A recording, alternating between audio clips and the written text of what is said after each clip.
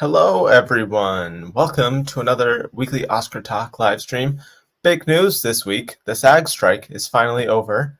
Yay. Getting back to work. With have they released the details on the deal yet? They may have, I but don't think so. I know they said they were going to today, but I'm sure very good deal for the actors, hopefully. Got a very good deal. Happy to see the studios not be taking everyone's AI likeness until they're dead. So, that's a positive. Though, did we have to balance the scale with the SAG strike ending with this another one of these Warner Brothers shelved tax write-off movies? Like, I don't is even that get me singing its started way? on that, I guess. Oh Just David Lord. Zaslav felt like he lost a little power. So he's like, I need to just like screw some other people over real quick. But yeah, we're not going to get into that, but we are going to talk about, as we've been seeing this past award season at the festivals and everything, the actors have not been able to attend and promote their films. So we're going to be talking about now that they're able to promote these award season films, do these screenings, all that fun stuff. Who is this benefiting, and who could this potentially be hurting in terms of the movies, the actors? It's mainly those two. Whose campaigns are going to take a big boost and who may be hit. But before we get into that, let's say hello to everyone joining us. Hello, Black Toad. Hello, Prinks and Cats, Movie Muffin, Movie Maslow. We will probably not be doing tech predictions this week. I was looking at the award season calendar, and there's nothing really until the Gothams post Thanksgiving. So I imagine next week we can probably do tech predictions, and that could fill up a When are decent the amount of the Golden episode. Globes? Golden Are the Globes are Golden Globes until they're later? probably January is when the ceremony is. I think the nominations are in December. Okay. So we'll do an episode on that probably post Thanksgiving time. And then we can also do a SAG predictions episode as well. But yeah, we'll get to tech predictions very soon. I imagine next week that's probably will be what we do. There we go. December 11th are the nominations. So we got some time. We'll give some predictions. We give the Golden Globes some attention, but not just not enough. Just as much as they deserve, yeah. But yeah, let's get into this. SAG strike finally over. So overall thoughts, Anthony, on how you think this is going to impact the award season before we get into specific people that it might benefit. Yeah, so I think that the strike is ending early enough in the season that I think pretty much most of the normal functions and meet and greets and screenings are going to go on as they have been in years past, which is good because in the end, especially for some of these smaller films, that is necessary to build up their campaign and get attention. I do think that we were getting to a point where we had to consider if we were going to have another truncated season like the Parasite year when the ceremony was February 9th and everything was happening so fast. And I worried that, studios would want to try and make up for lost time. And that could have happened, but I don't think that's the case. We're before Thanksgiving. No. Again, the Gothams are really the only organization that has gone forward with nominations thus far. So I think it's going to be pretty much a normal season. I do think, though, and it's something we've talked about in the past episodes, we're going to see something similar happen with some of these bigger movies that weren't allowed to be discussed by their talent that we saw what happened with Nomadland, where Nomadland was out front in September of 2020, but it didn't really open until December. And even then it was a limited release because Searchlight, was it Fox Searchlight? I think it was just Searchlight. It was, I think it was just Searchlight. Yeah. I don't know if the name changed, but at Searchlight was very smart because, and also they were committing to the theaters. They were trying to make Nomadland during the pandemic and in theater release. So you had everybody predicting Nomadland, but it hadn't even opened yet. And I think that's a similar thing we're going to see with Oppenheimer and Barbie, because now we finally get to discuss it. You can get events with Christopher Nolan and Cillian Murphy, or Greta Gerwig and Margot Robbie and Ryan Gosling, and we can truly let them experience the joys of what they created, and that will boost their movies. Also, what helps today, Barbie getting, I believe, 11 Grammy nominations. That's really good. I think it's very indicative that I think for the first time since La La Land, we're going to see 2 Best Original Song nominations for a singular film with What Was I Made For and I'm just Ken. So I Hmm. think that's really my big takeaways. I think we're finally going to be able to celebrate in the crew and the cast are going to be able to celebrate in Barbenheimer, and that is only going to Yeah. boost their profiles and remind everybody, yeah, these movies were special and symbolize and represent 2023. However, another good thing to notice is Poor Things. I think that's a film that will benefit Hmm. from being able to campaign as normal with no hindrances from the strikes. They're able to just do a regular campaign, and that movie might be able to like catch up. Holdovers the same way. To me, I think those are the four movies vying for Best Picture, and they're at the top of the list. Yeah. Yeah. I quickly on the Grammys thing. I did just you'll look out for Trevor's channel. We did a little reaction to it earlier. Um, in terms of the movies, it benefits. Barbie did do very well. Still missed album, but yeah, I think that's definitely getting the two songs and John Williams getting both Indiana Jones and Fablemans. I would just say look out for him in score for Indiana Jones, just because he gets in for everything. So Oh yeah, who knows? Who knows? I'll I keep an eye wouldn't. on him. I never like. I think it's pretty sewn up. I'm interested to hear the Poor Things score because I've heard great things. Oh, that will be Um, nominated. That will be nominated. but my thing is, I think it's like Oppenheimer, Poor Things, Killers of the Flower Moon. Like those are like an easy top three. Yeah. Um, and I I think Elemental, probably, I would guess. I think Thomas Newman. maybe Thomas Newman. You also have, as we saw with Encanto, if the Disney Thanksgiving musical does well, maybe Wish can come along. We'll see. I have Um, doubts about that movie overall. So I mean, I I don't. I'm interested because of how well Elemental's apparently been performing on Disney Plus. If there is this groundswell of support, and that becomes the Disney priority, um, though I do think this is not going to be a Disney win year. I think it's going to be Spider-Man no. Across the Spider-Verse or The Boy and the Heron. I've heard good buzz about that. Yeah. And I believe that would be the first Miyazaki films since the only other Miyazaki film to win, which was Spirited Away in 2002. Yeah. So Yeah. that could be something. But still, yes, I think that Indiana Jones I believe, getting 2 nominations this morning, alongside his work on The Fablemans. I mean, Hmm. were we ever counting him out? It seems, You never should. You foolish never to should. count out John Williams because I think he has the benefit of when you see his name, he really composed something. And even though I can't hum you a single thing that he did did original work on Dial of Destiny, Yeah. and I'd be hard pressed to find somebody who can. I still think that he has the premature of somebody who does care about the craft, cares about composing, and that is true. And that's why I think he's Oh, always a for sure. surefire nomination. Yeah. I agree. So you did get a little tech prediction there, a little score prediction. Yeah, yeah. But yeah, let's And get song. into yeah, and a little song. Yeah, we'll sprinkle them in before we probably cover them in full next week. But before we talk about the actors, let's talk about the movies overall that this benefits. You were just talking about one, I think, Poor Things. It's Yeah. since it comes out in December, we'll be able to do a full campaign. They weren't able to do anything at the festivals, but I think out of the festivals, it was still the big winner. So I don't think they even really needed that. And the Um, festivals were very strong this year too. I think yeah. again, withholding that until its regular release might have actually benefited Poor Things. Yeah, yeah. I think having the actors campaign now will give it a big boost. I mean, we're not getting into the actors yet, but it has a great ensemble of very charismatic actors that I think will definitely benefit. They remind me a little bit of the Hateful Eight group, as far as like you're just going to want to Okay. see them together wherever they go. Like if they don't campaign together, I feel like you're missing an opportunity. I want to see Yeah. Emma Stone, Willem Dafoe, Mark Ruffalo, all of them, Rami Youssef. This is Hmm. a really fun group, and I think that will bode well. I do imagine just overall that it's good. People are going to want to get back to this. I know a lot of people Yeah. in the industry that I'm aware of, like they're salivating to get back to these screenings. And you put a group like the Poor Things Ensemble together. I mean, I think that's a surefire SAG Ensemble nom, and it's going to only help the movie in other places.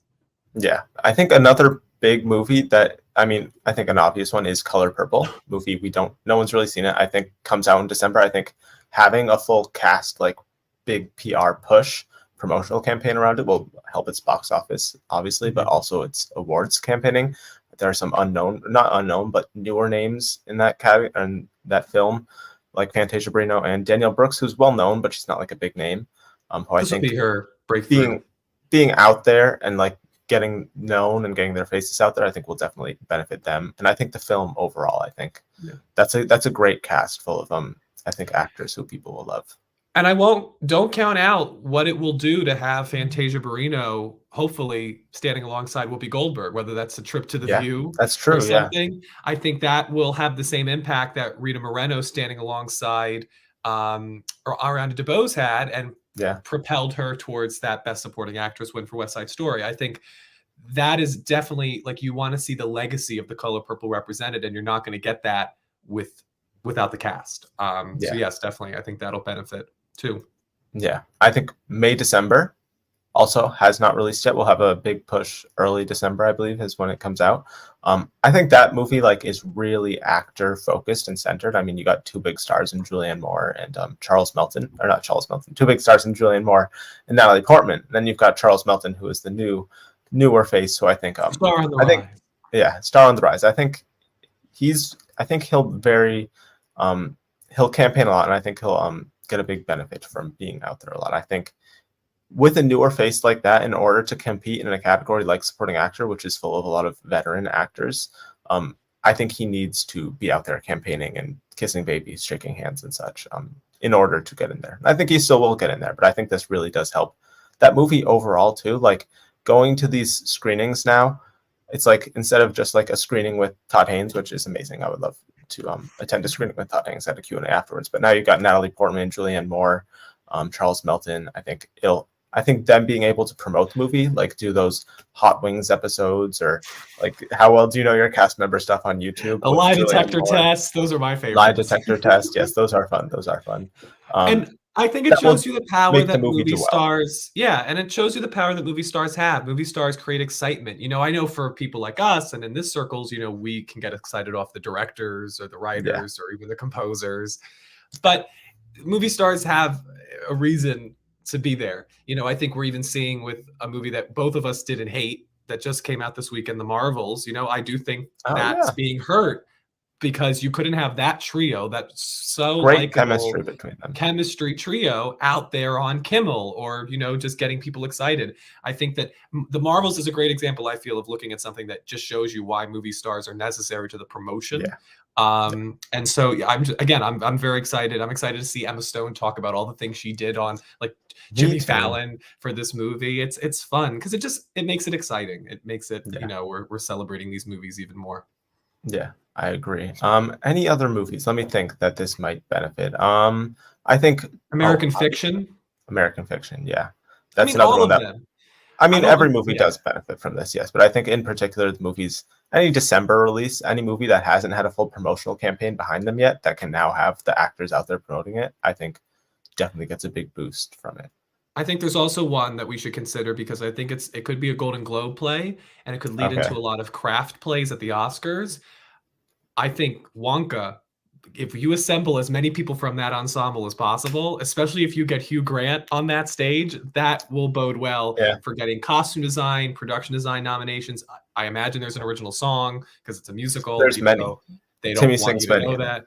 Yeah, so I'm keeping an eye out on Wonka because I think some people are writing it off, but it's a musical. It's charming. It could be the box office winner of the holiday season because it would have to take Yeah. out two other Warner Brothers movies, Aquaman Yeah. and The Color Purple.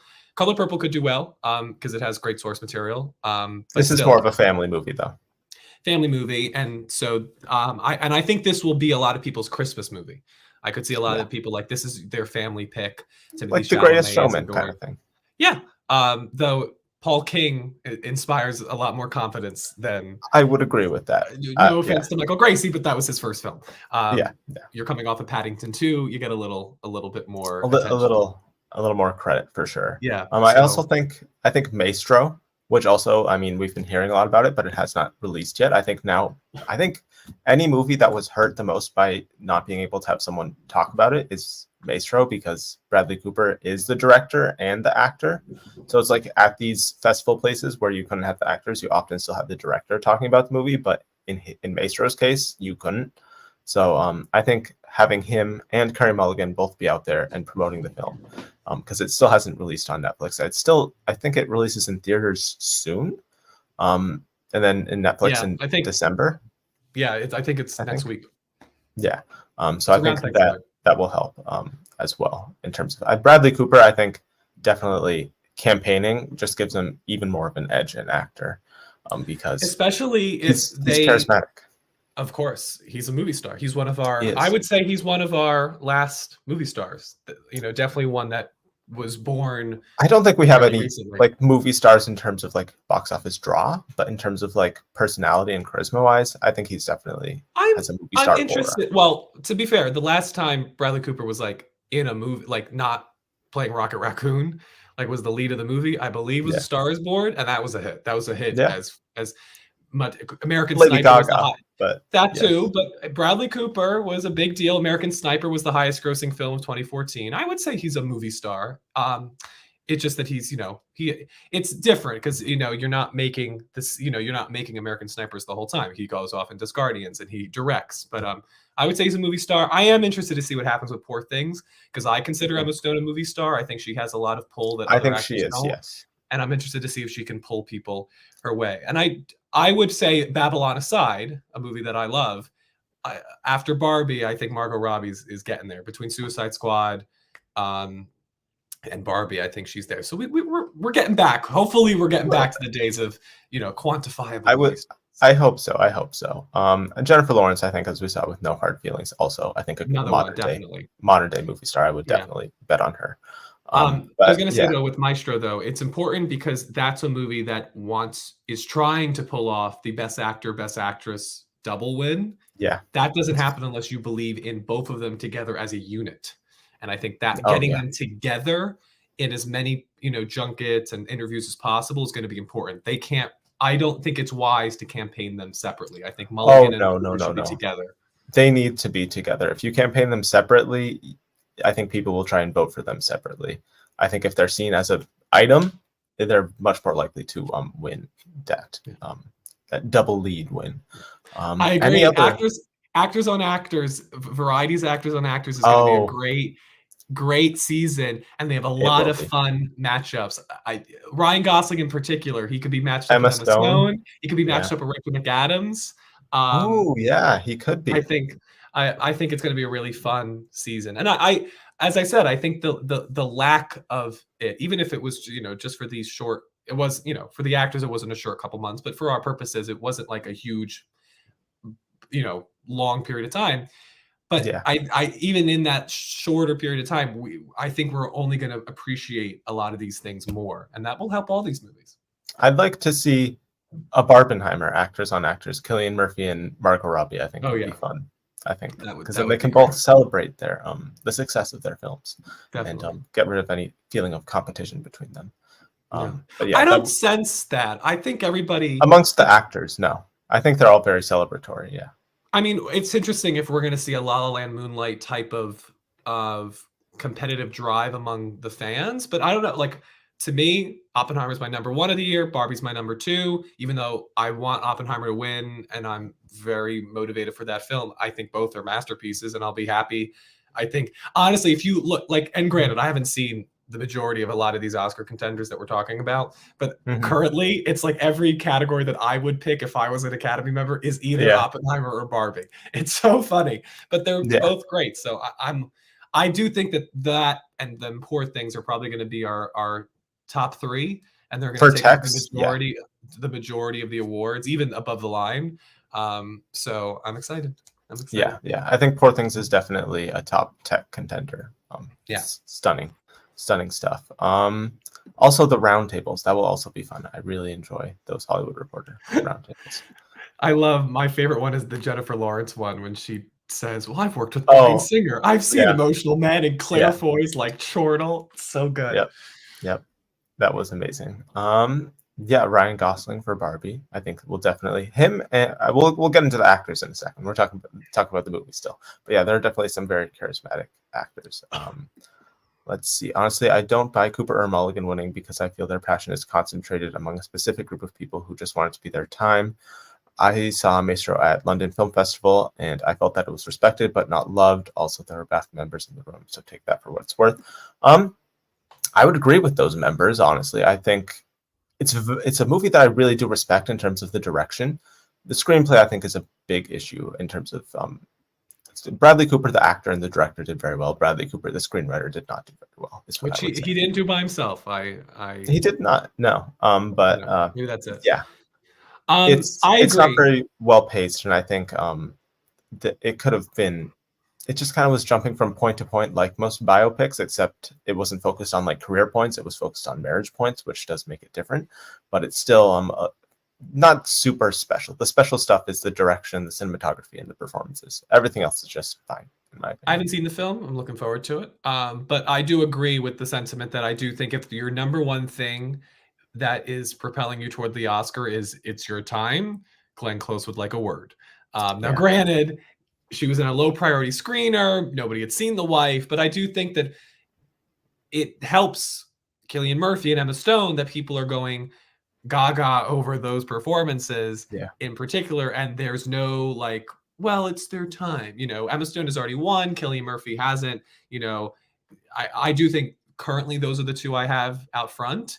And then Cooper and Mulligan are at very strong number twos. I think also I just have to see the movie first and really get my eyes on these performances. But Yeah. I agree. I think that we're in a point where it's your time doesn't get, because like it was Joaquin Phoenix's time, but he also delivered a He was in a huge monstrous contender too. performance like Joker. That's what you like. It's your time is not the only thing that drives you toward that win. Most of the time, yes. Yeah. You need Yeah. to be in a big contender. I mean, I'm trying to think the last time that you could argue it's your time won you something. I mean, Gary Oldman in Darkest Hour. Yeah, I think Jessica Chastain maybe a little bit for Eyes of Tammy Faye. But that, I mean, that was a pandemic year, and to be honest, I as we said in past seasons of the show, I found that performance, the was fact good. that she could do it without mocking her, and she found out she maintained the character's dignity, I thought was a major feat. But you're right, that's probably a little bit of like, we might as well. But the competition that year too was Very that weak. category left off a lot of people off. None of those actresses were in big Best Picture contenders, so Yeah, it was really that going to too. happen no matter what. But yeah, Gary Oldman in Darkest Hour, you maybe could argue was his time, but it was only his second nomination too. It's different from Bradley Cooper, who this will be probably his 10th, 11th, He's going to get 12th, multiple like for 12th. this. So Like yeah, we're going to get up to 12 with this. So yeah, we'll see. We'll see. Yeah, some Maybe other fun pairings. Lily and Emily, I think that could be fun. I wonder who I would want to pair Lily Gladstone with. I'm not quite sure. But yeah, that would be fun. I don't think they paired these two together since they're in the same movie, but these two, as we'll get into when we talk about actors, I think we'll definitely be campaigning. Yeah. You could do the Stones, Emma Stone and Lily Gladstone. Yeah. And as Black Toad mentions, makeup does in a lot of years factor into the actor or actress wins. And we have multiple makeup contenders. I think makeup is going to go to Maestro, so I think it will win probably one of those two lead categories. Yeah. And the more likely one, I think, is Bradley Cooper. I think Carey Ma Rainey won makeup, though, correct? Ma Rainey? Yeah. Sorry, that was yes, it did. Yeah. So that could be a Netflix movie, wins Best Makeup, That's has true. two strong people that they think both are going to win Best Actor, Best Actress, but it doesn't because they're more passionate people. That's true. I do not think you should discount the fact that people will attribute the success of Oppenheimer to Cillian Murphy, and if Oppenheimer is the movie, this incredible, never before seen feat, I find it hard that they're not going to give it to him as well. And I also think do not discount how much people love Emma Stone. I mean, she is beloved. So charismatic. Yeah. But yeah, I think that's really it for the movies that it benefits. Let's talk about the specific actors as they go on the campaigns. I think the first one to really bring up here is Robert Downey Jr. We already think he's going to be winning, but I mean, someone said it earlier in the chat, he's going to JLC campaign his way to a win here. And yeah, I mean, I'm not a huge fan of the performance. Hot take. I only think there's one performance in Oppenheimer that deserves an Oscar nomination, but that's just me personally. But I think he will definitely campaign super hard. I'm interested. Would you, if you were filling out your ballot, would you give it to Ryan Gosling over Robert Downey Jr.? Like, it would depend who are in the five. Like, if I just have to pick between those two, I'd probably pick Ryan Gosling before Robert Downey Jr. But is it close for you? I'm interested. I'm not. Neither of them will probably end up in my personal five, but oh really? Wow. Okay. Yeah. I just find there's much there's performances that I gravitate more towards. Both the Poor Things performances, Charles Melton, Glenn Howerton, a few other people. I do think that Ryan Gosling's performance is, I think, starting to grow, like have more momentum than maybe necessarily was predicted or was, you can expect from a comedic performance. It seems that Yeah. he could go the way of Marissa Tomei. My thing is like he's got to start outperforming like the Melissa McCarthy narrative from Bridesmaids, and it looks like he's doing that. Yeah. The "I'm Just Ken" song may give him the Oscar. So Yeah, I think I don't think he's win. I honestly it's think very close. I think Robert Downey Jr. has this pretty safely. Honestly, I mean, we've had this discussion. I think this Yeah. is, I've said this is over. I just think that I'm hearing a lot of talk. I think also because like Robert De Niro didn't materialize as strongly as some other people, so it really is going to Yeah. come down to these two. Mhm. And I think the Poor Things people are going to knock each other out, and then the other guys are too young. So it really is going to end up coming to these two. And I do think that in a world where I think Cillian Murphy is winning Best Actor, Mhm. I still think it's the same thing at SAG Ensemble where it's going to be Barbie versus Oppenheimer. And so Yep. it would, and if let's say in this theoretical world where Mhm. Barbie maybe can pull up screenplay, song, one of the crafts, and maybe it can get its way to Best Picture, it would make sense that an acting with one goes with that. So in that world, if you're going to go with Barbie coming up from behind, Yeah. it would make sense that Ryan Gosling goes along with that. And Again, you- I'm not predicting that. I'm still firmly with Downey, but I'm Yeah. still. Jamie Lee Curtis came at the last minute, so we have to Yeah. prepare ourselves. That's what happens Yeah. with supporting actor and actress sometimes. Yeah, especially actress this year, which is insane. Yeah. But I think Gosling, I can see the path. Especially if it wins SAG Ensemble. Most of the recent ensemble winners have also had people win in actual like acting categories, right? Everything Everywhere. A lot of times What it's. was- I mean, look yeah. at this year. It was the same four, Yeah, five that's if you true. correlate ensemble to picture. Yeah. So if So. and Barbie is looking, would you have that winning SAG Ensemble right now? I probably would. It's tough. I think. I mean, I do think we have to see Color Purple because I think that could be Yeah. a real threat. A But surprise last minute surge like Hidden Figures. But I think what's I'm interested to see is how many people are really going to get nominated for Oppenheimer, because like there are people that might not, like David Krumholtz. Oh yeah, who won't and like be Gary on them? Oldman. Alden Ehrenreich might not be on there, which I think would be blasphemous. I think they've listed the people a long time ago. I remember seeing who would like be nominated. I don't know if I that think was you have to just get a credit or something. conjecture, if that was the actual studio, because there also might be accommodations that the studio may ask. There might be. Yeah. This is a unique film. It's definitely not everyone though, for sure, because that's a huge cast. But also worth mentioning, it's a all-white cast, which I mean, besides Spotlight, I can't think of any other time that's happened. Childless Chicago 7 was pretty mayonnaise. It's pretty white. That's true. It had Yahya Abdul-Mateen II, but yeah, that's really it. But yeah, and 3 Billboards. Yeah, that's very white. Yeah, so that's they balance it. Sometimes you get your Parasites and your Everything Everywheres, and sometimes your Hidden Figures, and sometimes you get your Spotlights. I think it'll be one of those two though, or a surprise Color Purple. Those are the only ones I can see for ensemble. And to be honest, like Barbie isn't Black Panther. Like it's still pretty white. Yeah, I mean it's definitely led by the supporting cast is diverse. But again, how many of them are going to make it? Like, I don't think Kingsley Ben-Adir will make it on. I think so. Double, because I think the rule is that if you are listed in the credits with another name, you don't get a nomination. You have to have a single title. Yeah, and I think Kingsley Ben-Adir and Simu Liu, like they're all in that. They get bunked together. So like America Ferrera would get nominated. She would. Gosling, I think maybe Issa Rae. Ferrell. Issa Rae would definitely. Issa Rae, yes. I think so. I've been trying to hold out until Thanksgiving to buy Barbie, because I know as soon as I buy it, my family's going to want to watch it, and I don't want them to watch it without me.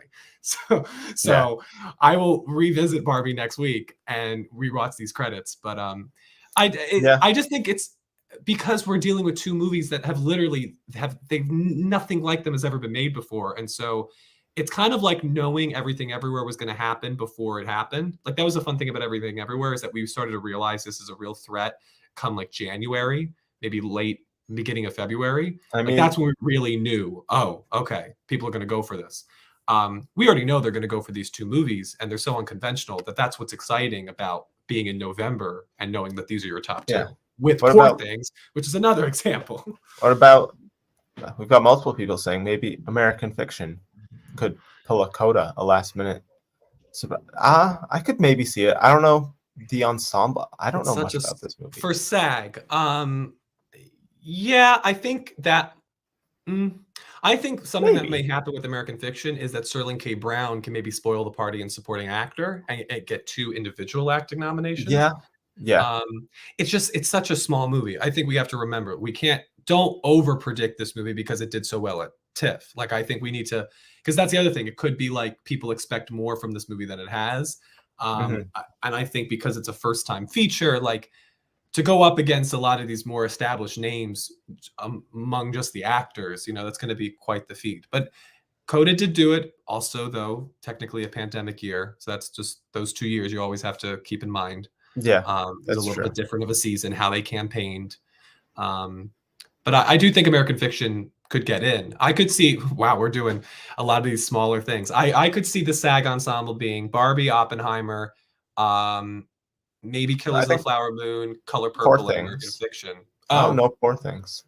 maybe but Poor Things could be like, that's the fun thing about SAG is when do they say we're nominating all these Every people in the actor, but not the individual ensemble. and Yeah. not the ensemble. Like, and when do they do Banshees, where they nominate them all independently anyway, but then also go for ensemble? Hmm. And the only people in the ensemble are the people that we nominated in the Yeah. individual categories. Yeah. Um, yeah, I'm really interested in Killers because I was not a big fan of it, as the viewers know. You liked it a little bit more, but like, what Yeah. is the staying power going to be? Because you're right, it could be American Fiction, Color Purple, Poor Things, Oppenheimer, Barbie. That seems like a really strong five Yeah. for me. Killers could just like nominate those top three and then not do ensemble, but we'll Or the see. top two. It could be Lily Gladstone, Robert De Niro. Yeah, Leo could miss. He could. I think that's definitely up in the air. Yeah. A few comments worth addressing. People are saying Emily Blunt is Jamie Lee Curtis in that. I also don't really get that. I don't see Emily. I mean, maybe she. Do you think Emily I Blunt could see win for this? I see the correlation because they're both Yeah, Jamie Lee Curtis was a first time nominee. This would be Emily Blunt's first time nomination. overdue. I, I definitely overdue, beloved figure in the industry. And everybody, I mean, who doesn't like Emily Blunt? And I Yeah, do think she has a very strong chance at winning at SAG, which could turn the she won tides. for A Quiet Place. Yeah, she turned the tides, and she won against Amy Adams too, like Yeah, against somebody they that like her. has this overdue. People love her, and she has a great scene, and I will stand behind that scene, and I stand behind this performance. I think she is. I just saw it for my ninth time over the Oh weekend, wow, and I getting think it to a she's a billion. get into. I'm trying, Yeah, Mr. Nolan, but no, I think it's a really nuanced performance of this woman who is standing alongside history, trying to assert herself, but at the same time, she was lost in between the communist shuffle and everything, and she has this one moment to tell her story, and she tells it, and it's a great that scene. sounds like such a fascinating role and performance. Possibly, if it actually happened. Besides that one I scene. But I think So you can see complex, it. but we don't You see it. can see it. I think when something happens to a friend of Oppenheimer and he's in the woods and her reaction to learning this Yes, information, that's one I of think her it's two scenes. there. Yes, I think that when she yells at him because she's been dealing with the baby, I think there's a lot of, again, I think because it's a 3-hour movie and there's brilliance everywhere, she's I getting know. forgotten. It's But 3 hours, and you think you could have fit I will more in there stand for her. behind that performance. I think it's a beautiful performance. I like the performance. I just wish she got more. I would be more happy with her winning an Oscar for this if like she was given more to do. But that's the question: can she win? If with a She SAG could. bump, Oppenheimer She raising could all win the votes, BAFTA too. She's she could win British. BAFTA. I definitely think it's a possible. That's why I've kept her at a strong number two. Again, we have to see Danielle Brooks. We have to see, is this another Ariana DeBose? Is this another Jennifer Hudson? Is this another Catherine Zeta-Jones? Anne Hathaway? It could Yeah. be. Seems like a Um, lot of people have Divine Joy Randolph winning. I haven't seen the film, but something I see about it that just tonight. feels a little off to me. Like Well, when it we definitely see it, could it'll help. happen. Yeah, yeah. I just holdovers. I don't know. Something about that doesn't fight quite. I can't explain it. Quite feel like it's going to happen to me. Yeah. But we'll see. Uh, But yeah, yeah. I agree with you, Cheyenne. There are some much better contenders that I would like to see win. But if Emily Blunt gets an Oscar, I guess I can't complain too much because she's she's deserving. Also, Birdman was supposedly a Yes, yeah, pretty much mostly white SAG Ensemble winner. mostly. Yeah, Who I was, can't think. Yeah, who was not mostly. 100%. 100% white. unless Naomi Watts is like 2% Inuit. Like, Yeah, yeah. I was saying mostly because I wasn't completely sure. I haven't seen that movie in forever. But yeah, you're right. It's all white. It's 100% whole milk. Let's see. Anything else? and let me know, am I really alone on this Emily Blunt thing? If Because there's any Emily Blunt supporters I really, in but the I comments. love, but again, I love every freaking frame of this movie, so I know I'm gonna defend her. Yeah. I do. We went over this already. It would be interesting to see Gosling perform "I'm Just Ken" live at the Oscars. If he doesn't, I'm walking out. That's it. We're done. Walking out of the Come on. Oscars. Like it'll be such if that should be the opening. It would be so much Oh, fun. it should be the opening. Yeah. We should have all of his fellow supporting actor nominees do it with Do a him. Barbie medley. Do like Dance the Night and do What Was I Made For? Do all of it. It'd be so much fun. It would be. They've got a lot of I- stuff to work with for the ceremony this year. Real quick, because I want to mention it, because we're kind of talking about Oppenheimer and the potential of Emily Blunt maybe going along the way, and who knows, 3 acting wins right after 3 acting wins. That would be crazy. Mhm. But what do you think about the possibility? Because I've thought about this, especially in supporting actor. What do you think about the possibility of a Jesse Plemons type nomination for The Power of the Dog happening for Matt Damon, and Matt Damon getting in that 5 spot? I could see that. Because that's If talking that- about actors that benefit. He could be an actor that benefits. Air helping him out too a little bit. Mhm. I think he only has 1 Oscar nomination for acting, right? Martian. Has he gotten anything Is that else? really the only one? I think Did he so. not? Yeah, because I don't. I don't I'll think- double check that. I don't think the actors. I think he's very underrated in terms of how he is seen as an actor. And I do think if there's a double supporting nomination in that category, having seen both films, I think the 2 Poor Things performances are much juicier, in my opinion, than either of those Oppenheimer performances. But if if Matt Damon gets in alongside Robert Downey Jr., Oppenheimer's 100% winning Best Picture. But I just that if it was a less crowded year and Poor Things didn't come out, I would definitely see that happening. I just don't think that's gonna happen this year. He was nominated. He won, of course, for the screenplay for Good Will Yes. Hunting. He was nominated for Best Actor for Good Will Hunting. He was Oh, he nominated was? for Best Actor in a Supporting Role for Invictus from 2009, Oh. and then The Martian. So this would be his fourth Oh. acting nomination. His 1, 2, 3, 4, 5, 6 nomination overall, because he was also nominated for Best Picture for Manchester by the Sea. And be his first nomination since then. My only thing, because I do think with Poor Things, we saw Willem Dafoe miss out on The Lighthouse. Now, granted, that was a much different movie and had really no Oscar pedigree except for cinematography. Yeah. But not pedigree, because it was a great film, but presence besides best cinematography. And so I'm just imagining like a world where it's Gosling, Downey, De Niro, and Ruffalo, and that 5th spot is up for grabs. It's Charles Melton. They could do Charles Mellon, or they go with Matt Damon because they know Matt Damon and they like Matt Damon and they all saw Oppenheimer, which I don't know is going to be the case. I definitely think that they're going to see Oppenheimer more than they've already seen Oppenheimer more than they've seen May December. Did everyone see Causeway? No. I think there'll be passion for him. That's like true. There was probably for Brian Tyree Henry. But last year was odd because it's the exact opposite of this year. This year, we have a wealth of nominees in Best Supporting Actor that we usually get in Best Actress. It's ridiculous. Last year, it was like, oh my God, who do we find for the 5th spot for both Best Actor and Best Supporting Actor? That's why Paul Mescal gets in. But like the fact that Tom Cruise was your 6th in Best Actor, and who was the 6th last year that we were toying around with the Supporting Actor? It was some crazy name. I don't remember. I'm gonna try and remember. I mean, Paul Dano ended up missing. Was it Did Jared Leto have something last year? I know, in my mind, I'm like, was it Jared Leto? I was like, was Jared Leto in something? Yeah, I can't quite remember. Eddie Redmayne. Thank you. Yeah. Sam So like, that's what it was. Oh my God. I can't. That happens every year where someone gets like SAG, Golden Globes, and they end up missing. I'll probably be like Viola Yeah. Davis or something this year. Yeah. But yeah. But there are no Eddie Redmaynes. That's what I'm saying. Is like we For don't have supporting no actor. Jared Leto's. Like it's you have Dominic Sessa, you have Charles Melton, you have the Color Purple actors. Corey Hawkins may come on and surprise, or Coleman Domingo. Oh, Like yeah. there's so many that I think that it's not going to be like last year where Charles Melton. If it was like last year, then yeah, Charles Melton gets in. Yeah. Like Yeah. Brian Tyree Henry. I agree. Yeah. Yes, I think Gosling and Robert Downey Jr. will both be charming. They'll have a charm off in terms of who can end up winning.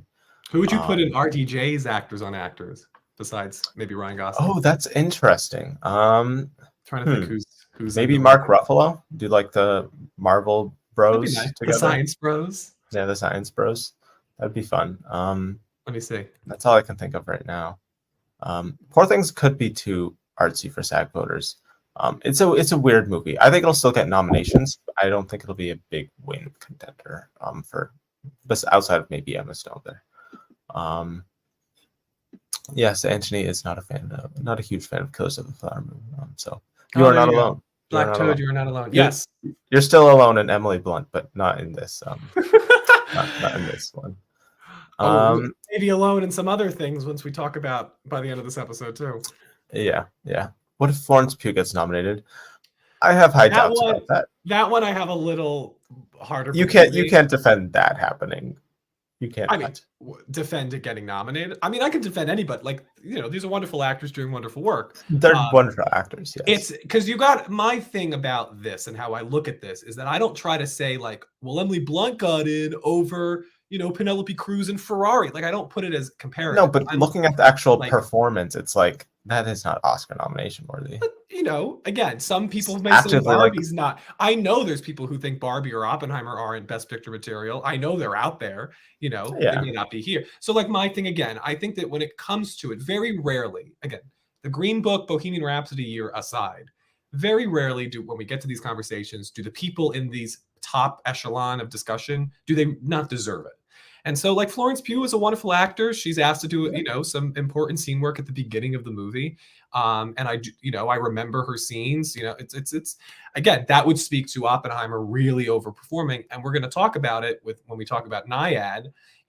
There are performances that might fill in that category. But if it's a year where they're just going to nominate the top 3 in every category, it's not the craziest thing. It won't be the craziest nomination we've ever seen to see Florence Pugh get in for supporting actress.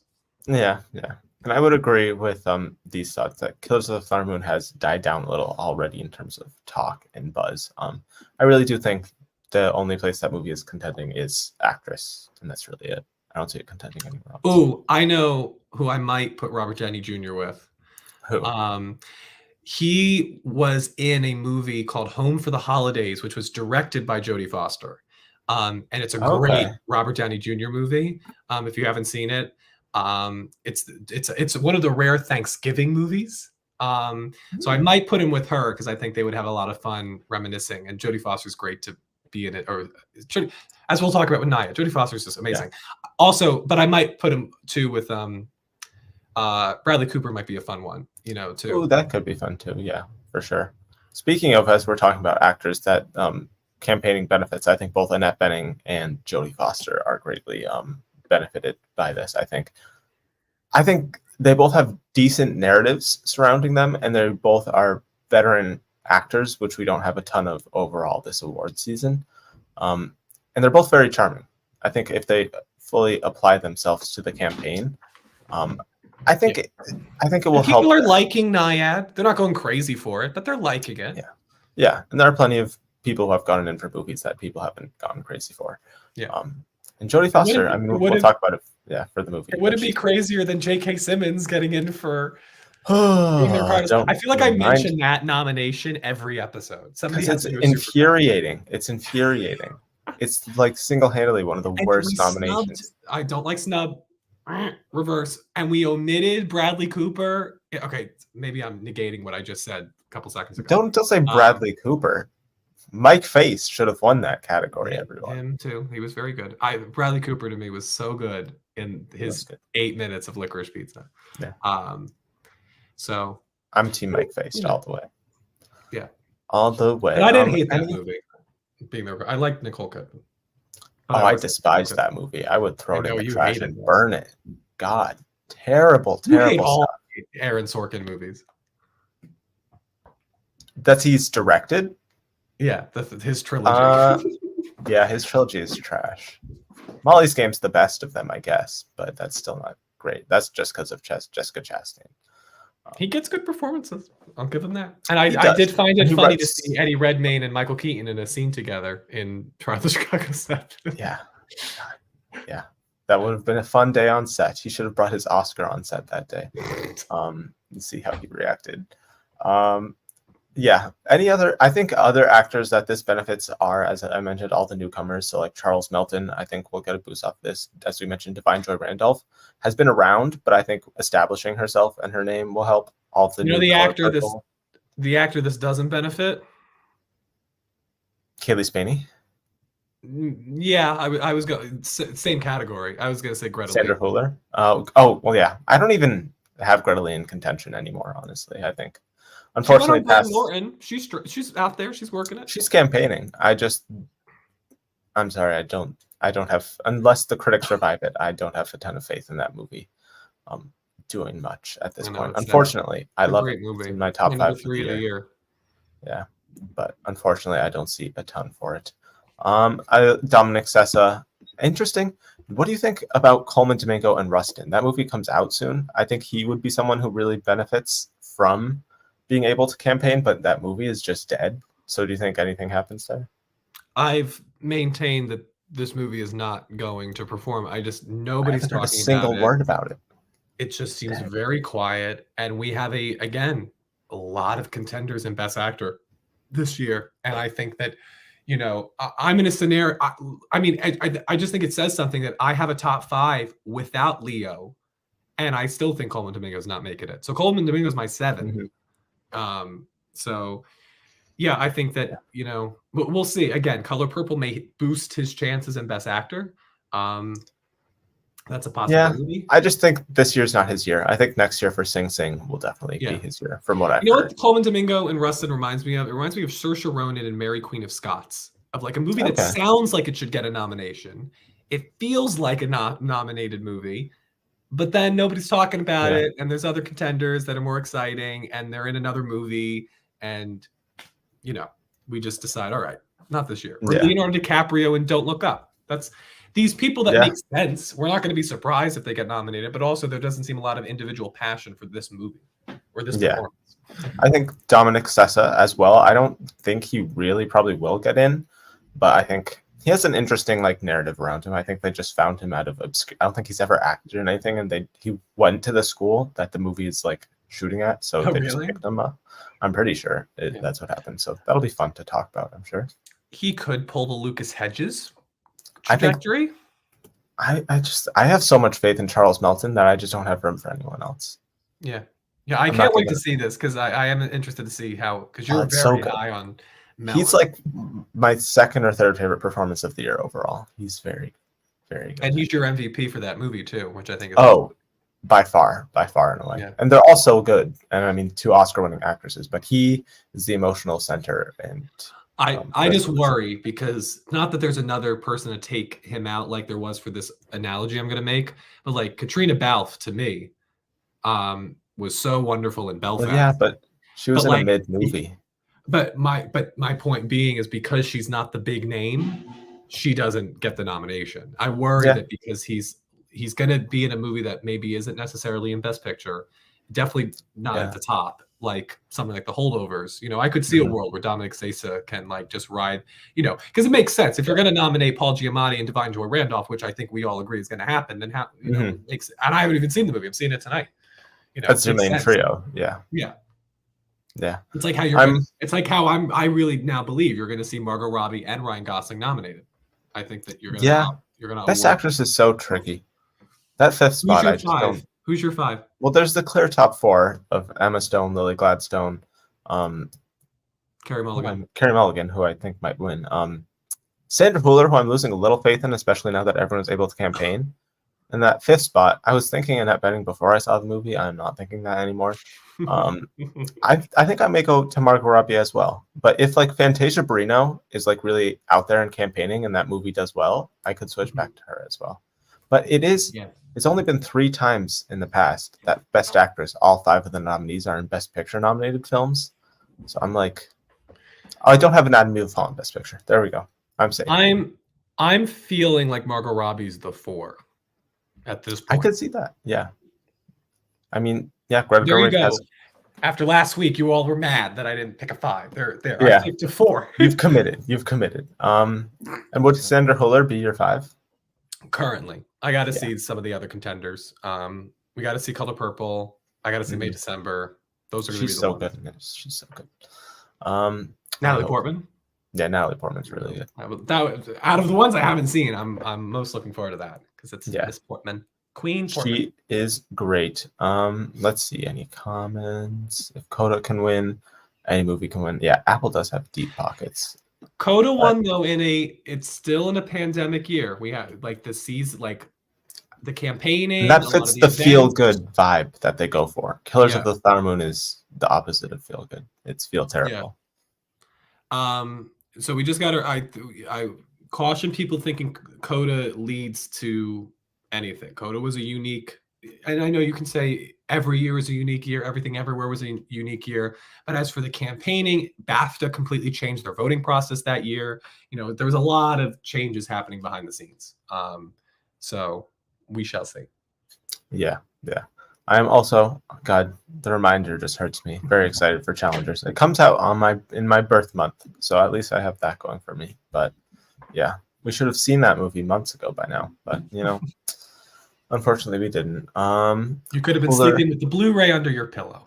I could have been if I don't know if the Blu-ray would be out by now, but yeah, I would be. I'm still seeing it multiple times in theaters. I do think Huller is in trouble. I think the critics can help her. But I can definitely see her missing because I don't have the movie. Do you still have it in Best Picture? Maybe. If it is, it's like number 10. I could just remember. I've been saying this whole time, and people like Trevor have been calling me crazy for it. That it could just be like worst person. Feature. Well, yeah, worst person in the world, where everyone wants it to get actress and international and all that, but it just ends up getting screenplay, and international. And the actress who everyone wanted to get in, who most people don't know. I'll back you up against Trevor.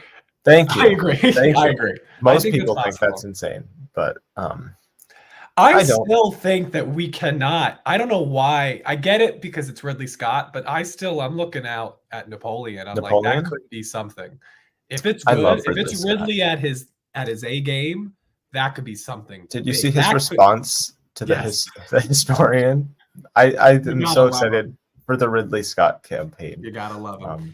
But I think if that's a great movie, that could fill the void of what people thought Killers of the Flower Moon was going to do now that it's fizzled out. And Joaquin Phoenix could get in, could be a craft, Vanessa Kirby. I'm after House of Gucci and The Last Duel, I'm not touching Ridley Scott until people have seen the freaking movie. But once they do, look out. That could be the 10th. Also be a big tech contender too. Yeah. Like Nightmare Alley just getting off techs. That's possible too. Though I think that if it's good and it gets in with text, I think do look out for Vanessa Kirby. I think she's already been nominated, and that category is a little bit more. Oh, for sure. And based on the trailer, she seems to be stealing a lot of scenes. Yeah. I do wonder. When's he going to release Apparently, there's a 4-hour cut. I don't know how that impacts the overall campaign for it. But I also wonder, I think this is the kind of movie, box office doesn't affect a lot of movies and their chances, but I think if this flops, I think kind of this is like The Fabelmans. You gotta go perform. I mean, Last Duel, all anyone talked about with that was how huge of a flop it was. And I think that kind of killed it. So I think if this is a huge flop, then I think it does need critic and audience support. Mm-hmm. Basically, translation, it needs to be a good movie. Good movie that does decent at the box office. Yes. It's definitely something to keep an eye on right now. Is what I would say. And it is the only thing that is coming out for the holiday movie season that is geared towards adults. I think Color Purple is going to go try to cast a wide. Napoleon comes out for Thanksgiving, comes up for right? Thanksgiving, but I Yeah, think it could play because it could. if you don't want to see a musical, which some people, I don't know why, some people don't like musicals, I guess you're not going to go to Aquaman, you're not going to go to Wonka, you're going to go to Napoleon. It could leg out very strongly. it could. It could. I would hope. I hope all movies do well. Besides for being the Ricardos. Should we get into some reviews? Yeah, this week? let's do some reviews. What do you want to talk about? Do you want to talk about the mess that's Naiad first? Let's do Naiad first. Let's talk about it. I didn't think it was a big mess. I'll start. Yeah, you can start. I think that what I found most interesting is that given the filmmakers behind this is the filmmakers behind Free Solo, and this is their first narrative feature, and they're people that are used to being alongside these wonderful athletes, performing these wonderful feats.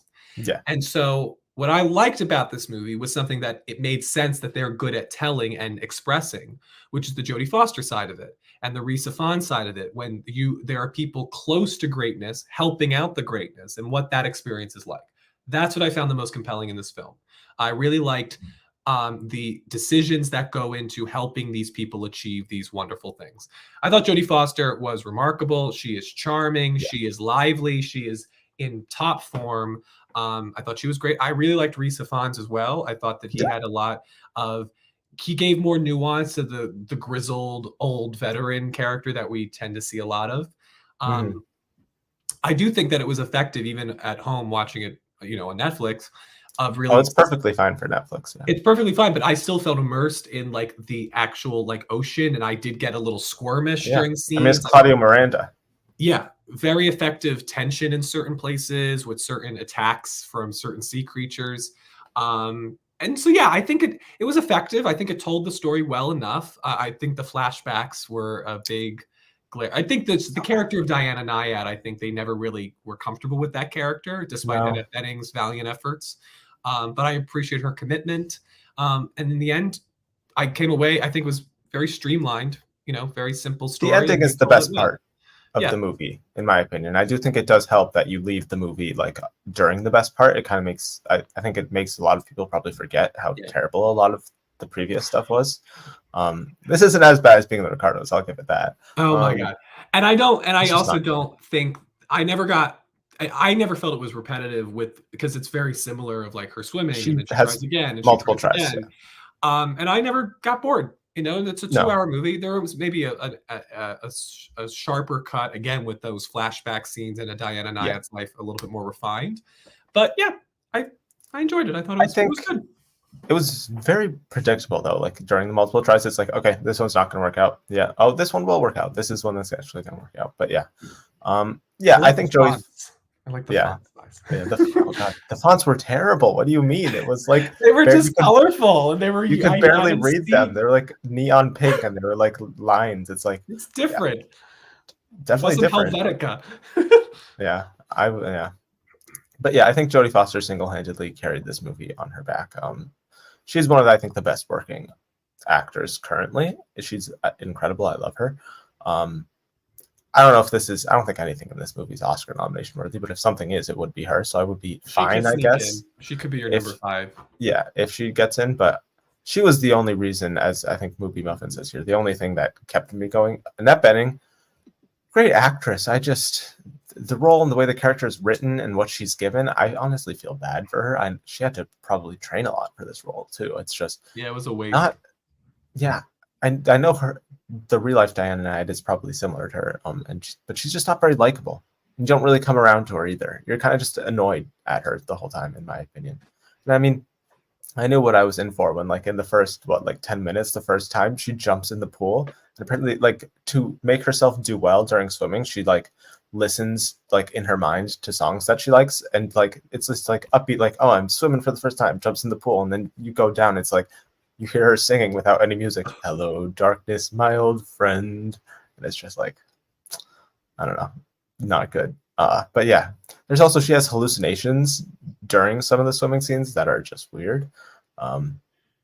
And yeah, I think the flashbacks didn't help at all. It'll get a Best Visual Effects nomination just because they're in dire need of something. Yeah. If I could see it getting a surprise nomination, the makeup was pretty good. Like the way you being in the water long affects your skin, you can see how much that affected her skin. It's pretty good work in terms of the makeup, I would say. So that could sneak in like a 5th spot. Yes, Joaquin. They nominated Which all 3 actors there. the story's The beautiful. one below. Oh, yeah, they did nominate all 3. Insane. None of them worthy of nominations, but yeah. And I do think that it's not a fault of Benning, but I do think they didn't know how. Again, that's why I say they had difficulty with that character, because there's a way you look at Frances McDormand in 3 Billboards, like that's a very abrasive personality, Mhm. but there's also a sympathy to her that you really connect with. And I think to me, but again, that's it. To me, it just felt like, even though it was called Naiad, this movie was really about Jodie Foster. To me, that's what I found. It's a co-lead thing. Yeah. Yeah. I think she's top billed. So I think this is a carry. I think this is being less advertised as such than Maestro, but I imagine this is the same thing. That this is really about Jodie Foster. You spend more time with Jodie Foster, and I think that's also because the flashbacks. For me, it's not just like, well, it's either they officially announced it or it doesn't count, or Right. you know. Is there a second, Anthony? Can like, you hear me? and What is happening? Hang on, technical difficulties. What happens when you go live? Technical issues. All right, we should be good now, maybe. But with Annette Bening, I just think that flashbacks really undercut a lot of her story. What's happening? Here, you can keep talking. I think it's on my end. Go ahead. Okay. So yes, I think we're seeing a lot of the comments. I think a lot of people agree. Yeah, the Taj Mahal stuff was funny. But also, you know, I can imagine they want to try and do the beat. Do you choose the visual effects or not? They tried it. And you know, she's in a state of not knowing what to do. And that's definitely, those visuals conveyed that. So yeah, I think that just looking at some of the other comments, yeah, story's predictable. It's watchable, you know, again, it's watchable, it's effective, it tells the story, and has, I would say, 2 great performances. I think Jodie Foster and Rhys Ifans are both great. And Benning, I respect Benning's commitment to the role and really getting in the water and doing a very challenging swims. So I fixed it. Yeah, very good. So I don't know what was happening, but I fixed it. I There you think go. the stream was open on another tab or something, but yeah. Annette Bening was jinxing the review. Yeah, she doxed us. Yeah. So there you go. I think it's show your parents. I'm sure they'll enjoy it. It's like a fine sports movie. Jodie Foster is good. I do want to mention, like, I don't know if you talked about this while I was having technical issues. I think There's a choice. I don't know. Do you think it was intentional? I mean, it's supposed to be like I was saying, like she's supposed to be in this weird state and like it's a bit surrealist. Like, and I know in their place, you're like, do we do it and it might not look good, or we don't do it at all and we lose the beat. I'm glad they did it, and I think it's fine. You know, it's a fun. I think stuff like that, it's fun, and and this is, again, you could see that it's people doing this for the first time, which is also maybe why I'm like, they're trying things out, because that's the thing. You never know how these things are going to look until you've seen it, and maybe it was too late. But it was fine. So in terms of Oscar potential, I think it's just Jodie Foster and maybe Visual makeup. effects. That's what I would say. I don't think visual effects. What would you have as your visual effects 5? Creator, Guardians, Oppenheimer, Dungeons Little and Dragons. Mermaid, Dungeons and Dragons. I mean, it depends on what they go for. I think Indiana Jones maybe too. Yeah, if it gets score, I could see that happening. Yeah. Actually, yeah, that probably will happen. I think so. Yeah. It's ILM. It has the All right. de-aging. That's really all I've seen besides Marvels this past week, which I don't think we're going to talk about. No Oscar nomination potential. We can say that. Visual effects. Visual effects they weren't terrible in this. I thought it was. Like, I had fun. I had fun with this. Yeah. And I have not walked out. I've liked Wakanda Forever, and I've liked the movies since No Way Home, but I've not walked out on first viewing happy about a Marvel movie since No Way Home. So I enjoyed it. Yeah, it was a fun time. Lots of screenwriting and villain and everything. It did feel but it's odd fun. and this very funny, very vibrant. Like I described it on Twitter as a superhero movie for theater kids. Okay, I can see that. And it was a lot of fun for me. But then also there's one scene that kind of mirrors 9/11. It was very bizarre.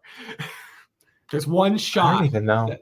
There's one shot where Carol flies right into a building. Oh, yes. And I was like, that's an interesting choice. Okay, yeah. Like the Zack Snyder takeover for one day. But yeah, Okay. I mean, I want to first just sound the alarm for a movie called Radical, if you haven't heard of it. This is a movie starring Eugenio Derbez. It's a Spanish language film. And this is, I found to be remarkable. It was really funny, but also has a really, like, this is the type of movie that if it was in the English language and was released in the 90s, this would win Best Picture. Really strong emotional narrative. He plays a teacher who tries an unconventional method to teaching when the students are not performing very well. You've seen this story before, but I found centering it in this culture, in this location on the globe, and, you know, really depicting a lot of the struggles that people have, especially in these communities when they're told to, like, you can achieve anything, but like they don't even have a computer lab because their school can't fund it. And how are they going to do these things in the world that they're in? I thought, again, it was a really fun movie. It kept, it's 2 hours, but you really don't feel that length. And I think Eugenio Derbez, in my opinion, should be in Best Actor contention. It was a beautiful performance. He reveals a lot about his perspective on life and why he teaches throughout the movie. I found it really touching. There's things that develop throughout the movie, and you may feel like, oh wow, that's a lot for a movie that you were laughing at so hysterically 10 minutes before. But to be honest, I think that kind of, it hits home how, like, in one moment everything can change in this sort of lifestyle. A lot of great child performances, some of the best in recent memory. So yeah, if you haven't seen this, you haven't heard of it, seek this one out. It's a real winner. Where is it? Theaters right now? Okay. In theaters, yeah. And I saw it with a sold out crowd. It was just so, the energy on that place, it was just like you felt like you were discovering a gem. It was really great. It's one I can't wait to share with the family. So nice. Yeah, you'll probably see it when we do our own picks, whenever that Oh is. yes, I'll have to see it before we do that to see if I have to fight against it or for it. So we'll see. Derbez is, again, I just found him, and maybe that was the surprise element too, but I thought Derbez was really quite moving, especially as somebody who is a teacher and teaches kids and youth theater. Like, it really, it hit me in the heart. So loved Radical. Awesome. I did also see Priscilla. Oh yes, I still need to see that. We might hold off on that because I'm seeing it tomorrow. Okay. So, yes. So next week maybe we'll do Tex, and then we'll do the holdovers in Priscilla because we would have seen those by then. Yes, I'll have seen holdovers by then as well. And we can talk about, as someone mentioned it earlier in the stream, tonight I'm doing The Killer. I don't know if it's going to be an awards contender, but David Fincher's next film, or current film. I'm excited for that one as well. I will be watching that as well. I don't think that's an Oscar play anymore, though. No, unfortunately not. But I think it'll be fun. I think. Oh, I mentioned it. The Iron Claw screened in Dallas, Texas, for some reason, and it got pretty positive reception. But I don't think it's going to be an awards contender. That's all. Just wanted to mention that. Yes. So everyone's aware. I think it'll be a good film, though. I'm looking forward to it. Great cast. A24 December, but I think the fact that it didn't hit any festivals kind of says that they probably don't see it as a huge awards player, in my opinion. We'll see. I mean, 1917 didn't play any festivals, really. They held that one on to the end. Might not have been done in time, too, so who knows? But A24, but also, I that's a think movie has that their you want hands the actors to really, like Zac Efron and Jeremy Allen White and your twin, Harris Dickinson, to go out and perform. I still don't get that, but yeah. Yeah. I don't think any of those will end up getting nominated, unfortunately. But yeah, that's really it. Let's see if there's any final thoughts here. Taj Mahal, Foster Renata. Someone thinks Flash is getting nominated in visual effects. That would be a travesty, because that's some of the worst visual effects I've ever seen. I'm sorry, I thought I heard that the Flash for visual effects. That just that I maybe dipped into another multiverse where that's another multiverse where I killed myself because of it. I would nominate Quantumania 5 times for best visual effects before The Flash. I would too. Quantumania's visual effects is bad, but The Flash is just terrible. I didn't think it could get worse than MODOK, and then it did. And then it did a few months later. Yeah. Exactly. Radicals winning in some festival audiences awards. Yeah, I'm gonna have to check this out whenever it plays near me or hits. It's really fun. It's a really, and I think it's a feature debut too. It might be, or it might be like a long time between, a Todd Field type of person. Yeah, a big gap in between their last projects. But yeah, I think that's it for this week. Any final things you want to talk about before we head out for the week?